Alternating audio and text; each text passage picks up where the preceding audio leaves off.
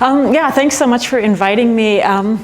It's very inspiring to hear about this initiative, and I'm going to talk about that relationship between science and entrepreneurship, or the relationship between like academic institutions and social innovations, and my own experience. I work at the University of Oslo as a professor of human geography, and over the last 30 years I've been really engaged in research on climate change and environmental issues, trying to understand the social and human dimensions from many different aspects. So I've been really embedded in trying to figure out what are we doing in terms of the climate system and what can we do, how can we actually respond.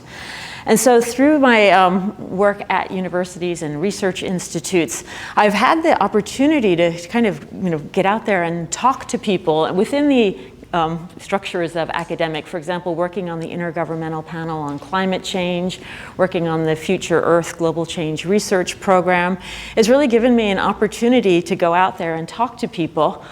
But what I realized along the way is that we're kind of in a bubble within academia. I would always be talking to people who were just bobbing their heads and like already converted, and then I would go out there in the world and go like, wow, people don't even realize that the climate is changing. And this was like in the 1990s and 2000s and things. And so that idea that, that we're not necessarily connecting with people, we're not necessarily having the impact that we could possibly have in society. So how do we connect with people? That became my project called Adaptation Connects, which is a top research project funded by the Research Council of Norway and University of Oslo. And it stands for Combining Old and New Knowledge to Enable Conscious Transformations to Sustainability. I kind of think that it's kind of like the old knowledge is the wisdom. What do we know from all those years? But also what's coming up and emerging? Some of the conditions that we are hypothesizing are really essential for transformations to sustainability are creativity, empowerment, collaboration, and flexibility. And so the research that we're doing is really looking at through Art Connects, the science-art interface, Education Connects. How do we empower young people and people with young minds to actually like shift systems and cultures? Coffee Connects is looking at the entire coffee value chain, from the farmers in Burundi and Guatemala to the barista in Grünerløkka. And Travel Connects is looking at narratives and how they change. So that's been like, I have a really great research group at the university, and it's very exciting. And another part of my job at the university is to teach young people about environment and society. So I just finished a textbook that really is trying to frame climate change as a social issue and emphasize the human dimensions and show that the solution space that we have is so much larger than the one that we're actually telling by talking about it as an environmental problem. But still, I meet great students, I have great researchers around me and everything, but still, going back to that idea of how do we create impact, along the way, probably about 10 years ago, it became clear that research as usual is just not enough. We want to answer these questions. How do we transform at the scope, scale, speed, and depth that is actually called for by climate science? And how do we transform in an equitable, ethical, and sustainable manner? And probably what drives me most is, what is that relationship between personal change, collective change, and systems change? And to answer these questions, we cannot stay in our bubbles. We actually have to go out there and talk to different people and connect with people who do not see the world like us. So probably about in like 2011, Linda Signa, who was a collaborator, a colleague of mine, we put in a proposal for a center of excellence. It got rejected. We tried again with the European Research Council. It got rejected, and we just decided we're going to do this anyway. So we had the launch meeting, the Transformations 2013 conference, which brought together 250 researchers, and then we decided we were going to start Sea Change, and as a company, not as a nonprofit, but just as a company. We had no idea what we would actually do, but that idea that we have to do it anyway was really driving us. And so what we wanted to do is really be a beacon for individuals and organizations that were looking for a new perspective on climate change. So how do we actually present the things that we're learning and that we're, the insights from research and get them out of the institution? And our driving motivation is a recognition that people are the solutions to environmental problems. It's not technologies, it's not some leader deciding that this is going to be the solution, but it's all of us, people. And I think that that's when we get to this idea that we're really underestimating our collective capacity for social change, and we're not using all our resources, as Christine has talked about. So how do we bring that out?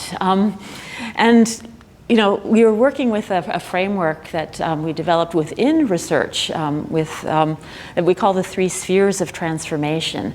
And these are really connecting the practical, the political, and the personal dimensions of transformation, and showing that our beliefs, our values, our worldviews, our paradigms, the mindsets that Karsten talked about are actually influencing how we engage with the systems and structures and social norms, rules, regulations, infrastructure to influence those practical behavioral and technical changes. So all of these are always interacting. So how do we actually motivate transformation, sustainability? What are those leverage points for entering that? So this is the framework that I use in my research, and we've spread it through the Intergovernmental Panel on Climate Change and through PhD projects and things. But what we're doing with Sea Change is really trying to bring this out and get the public to really engage with not just the climate part of climate change, but the change part of climate change.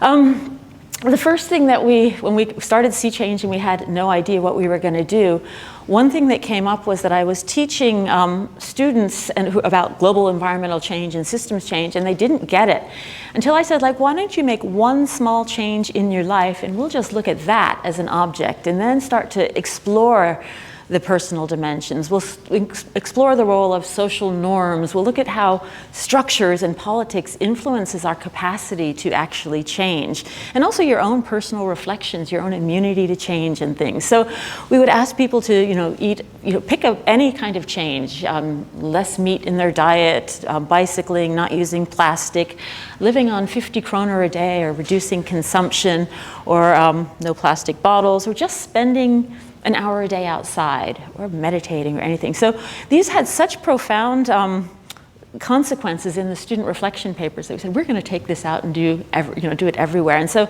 the Environment Agency gave us money for a pilot project, and over the last years we've been really developing it into this platform that we can use, and just not a platform, but how do we deliver a transformative program, kind of like the curriculum that we're teaching at the university, to a general public on that. And so we've been doing that with schools, with mayors. We now have OBOS has 5,000 people taking it in September on the 30 Days for the Environment. So it's really a learning process. We're kind of going along and trying to figure out how can we actually engage people with change and let them have these aha moments and realize that, I matter much more than I think. It's about not my carbon footprint, it's about my conversations. It's about the way I engage with my family, my friends, my colleagues, and the political systems and everything.